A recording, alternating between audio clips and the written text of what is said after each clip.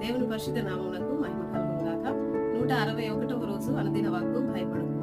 Mark సువార్త 10వ అధ్యాయము 49వ వచనంలో, ధైర్యం తెచ్చుకునుము, ఆయన నిన్ను పిలుచుచున్నాడు, లెమ్మని ఆ గుడ్డివానితో చెప్పిరి.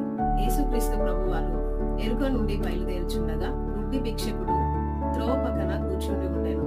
ఆయన నజరేయుడైన యేసుక్రీస్తు అని వాడు విని, దావీదు కుమారుడా, నన్ను కరుణింపుమని కేకలు వేశాను. ఊరకుండుమని అనేకులు వారిని గద్దించిరి గాని అతడు మరీ ఎక్కువగా, దావీదు కుమారుడా, నన్ను కరుణింపుమని కేకలు వేయగా యేసుక్రీస్తు ప్రభువారు ఆ గుడ్డి వాణిని పిలిచి వారిని స్వస్థపరిచినట్టుగా పరిశుద్ధ లేఖనాల్లో మనం చూస్తున్నాం. అవును ప్రేమైన దేవుని వాళ్ళారా, యేసుక్రీస్తు మన మొర వినేవాడు, మన అవసరతను అక్కరను ఎరిగినవాడు, మనకు సహాయం చేసేవాడు. కనుక ప్రతి విషయంలోనూ దేవుని మీద ఆధారపడుతూ యేసు వైపు చూచుచు దేవుడు మనకిచ్చిన పరువు